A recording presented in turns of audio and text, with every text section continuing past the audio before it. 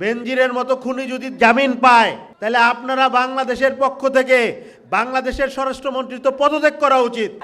উনি পার্লামেন্টে বলছেন যে বেনজিরকে আটক করা হয়েছে, বাংলাদেশে আনা হবে, সেই বেনজির জামিন পায় কিভাবে? তাহলে বাংলাদেশের দূতাবাস, বাংলাদেশের আইন শৃঙ্খলা বাহিনী কি করলো?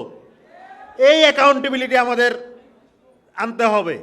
আমরা কারোর সাথে কাদা চোরাচুরি করতে চাই না, কিন্তু অ্যাকাউন্টেবিলিটি, সমালোচনা এবং আপনাকে জবাবদিহিতার আওতায় আনার জন্য আমার 1,06,000 মানুষ ভোট দিছে, প্রত্যেককে ভোট দিছে।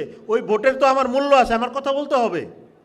এখন আপনি যদি এইটা না পারেন, আমি সমালোচনা করলে আপনার যদি গায়ে লাগে তাইলে তো অনেক কষ্ট লাগবে আমাদের। এইখানে এই জবাবদিহিতা আমাদের নিশ্চিত করতে হবে। আমরা জুলাই গণ অভ্যুত্থানে রাজপথে যখন নেমেছিলাম, আমরা তখন দেখেছি যে আমাদের ছোট ছোট ভাইয়েরা কিভাবে নিজের লাইফকে স্যাক্রিফাইস করেছেন। আজকে জেআরের ভাইয়েরা আমাদেরকে আনাসের চিঠিটা দিয়েছেন, এটা না হইলেও আমরা 100 বারের উপরে পড়েছি।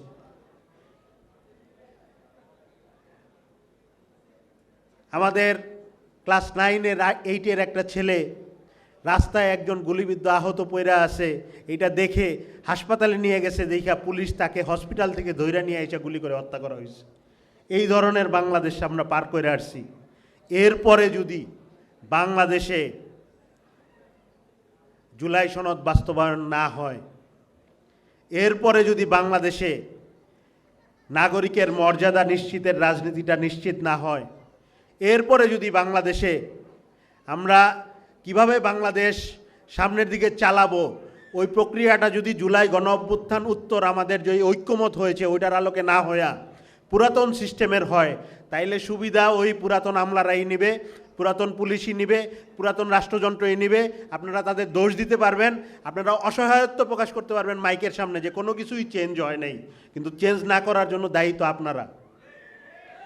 এই ধরনের মানে সিচুয়েশন ক্রিয়েট করে রেখে আপনারা বলবেন, অসহায়ত্ব প্রকাশ করবেন যে কোনো কিছুই চেঞ্জ হয় নাই, এটা দেখার জন্য তো মানুষ আপনাকে নির্বাচিত করে নাই। এই জন্য দয়া করে দায় সারা বক্তব্য দিয়ে দায় সারবেন না, দয়া করে ব্যবস্থা নেন। কোন অফিসার কাজ করতেছে না তার বিরুদ্ধে ব্যবস্থা নেন, কে হয়রানি করতেছে তার বিরুদ্ধে ব্যবস্থা নেন, কার গাফিলতিতে বেনজির ছাড়া পায় তার বিরুদ্ধে ব্যবস্থা নেন, কার গাফিলতির কারণে 37 জন হাত পা হারানো আহত, 37 জন, 18 কোটি মানুষের দেশে 37 জন এই হাত পা হারানো আহতরে আপনি সুচিকিৎসা দিতে পারেন না। এটা কার দায়? বের করেন, বের করে তারা চাকরিচ্যুত করে দেন। একদিন একটা ব্যবস্থা নেবেন, দেখবেন রাষ্ট্রযন্ত্র সোজা হয়ে গেছে। আপনারা ওই যে আমরা যেমন ওই যে বলেছি যে জুলাই জুলাই না করে ধারণ করা, আপনারাও দয়া করে শহীদ প্রেসিডেন্ট জিয়াউর রহমান সাহেবের রাজনীতি আপনারা বলেন। ধারণ যদি করতে চান, শহীদ প্রেসিডেন্ট জিয়াউর রহমান, আমরা পড়ালেখা করেছি, আমরা হয়তো বা দেখি নাই, উনি প্রথম মিটিংয়ে উনি একজন সচিবরে বলছে তোমার দায়িত্ব এইটা, 2 সপ্তাহ পরে আপডেট মিটিংয়ে আইসা বলছে তোমার দায়িত্ব কত % পূর্ণ হয়েছে, বলছে 21%, বলছে আজকে তুমি ফায়ার, শেষ। বাকি সব সচিব সোজা হয়ে গেছে। তাহলে এই সিস্টেম তো আপনি জানেন, এই সিস্টেম জানার পরে আপনি মুখে মুখে ধারণ করলেন, কাজটা করলেন না, তাহলে এই দায় কার? আবার আফসোস করবেন। এই ধরনের বাংলাদেশ আমরা দেখতে চাই না। আমরা দেখতে চাই একটা বাংলাদেশ, যে বাংলাদেশে রাজনৈতিক সংহতি থাকবে, যে বাংলাদেশে রাজনৈতিক সম্প্রীতি থাকবে, যে বাংলাদেশে জুলাইয়ের পক্ষের ঐক্য থাকবে, যে বাংলাদেশে কেউই আর জুলাইয়ের আকাঙ্ক্ষা বিরোধী রাজনীতি করার সুযোগ পাবে না।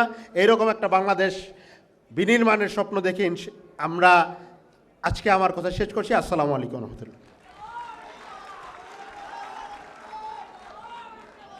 নিরীহ মানুষ হচ্ছে গিয়ে মুক্তি পাইছে, এইসব চিন্তা করতে গেলে মনে হয় যে না থাকুক, আমার জীবনটা কষ্টে যাক, কিন্তু অন্য সবাই ভালো থাকুক। কিন্তু এইভাবে যে হবে সেটা তো ভাবি নাই। গণভোটের গণরায় সেটা মানতেছে না সরকার, বা হচ্ছে কার্যকর করছে না। এগুলোর জন্য খুব আফসোস হয়, খারাপ লাগে। আমার মনে হয় যে আমার হাজব্যান্ডকে আমি বলি যে তোমার এভাবে জীবনটা দিয়ে দেওয়া উচিত হয় নাই, দরকারই ছিল না। আমার হাজব্যান্ড কোনো কোটার জন্য প্রয়োজন ছিল না, আমার সন্তানেরও না, আমারও না, আমার হাজব্যান্ডেরও না। কারণ আমরা তো দেশের বাহিরেই চলে যাব, তাহলে কোটা দিয়ে আমরা কি করব? যার মধ্যে মনুষ্যত্ব ছিল, মানুষ যে ছিল, সে কোনো দিনও ঘরে বসে থাকতে পারে নাই। আমি আমার হাজব্যান্ডকে বের করে দিছিলাম, আমি আমার ফিউচারের কথা চিন্তা করি নাই, আমার সন্তানের কথাও চিন্তা করি নাই।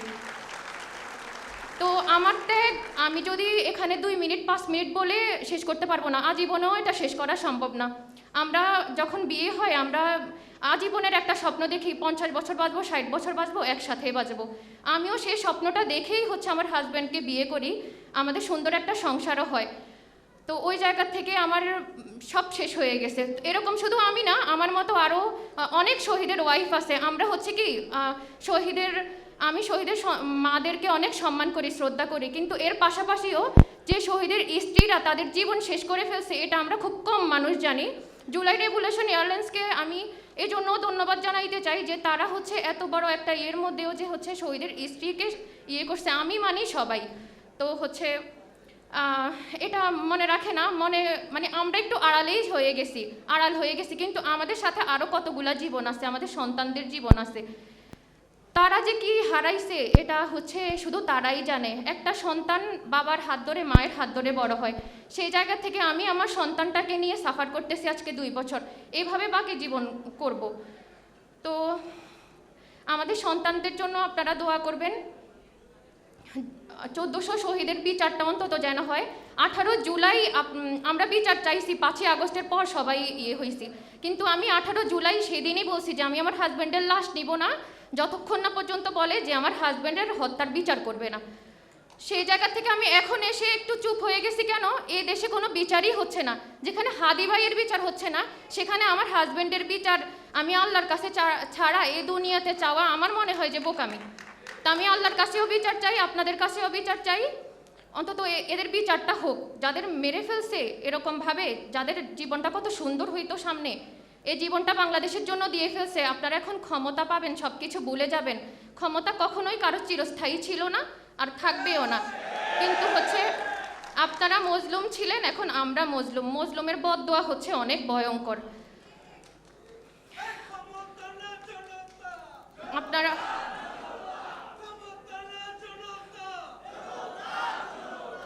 আপনারা 1400 শহীদকে ভুলে যাবেন না, ওদের পরিবারকেও ভুলে যাবেন না। সবাই দোয়া করবেন। আসসালামু আলাইকুম।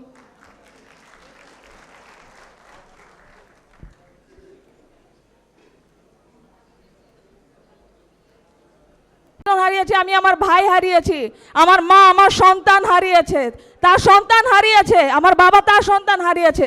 আপনাদের যেরকম কষ্ট হয় সেরকম আমাদেরও কষ্ট হয়।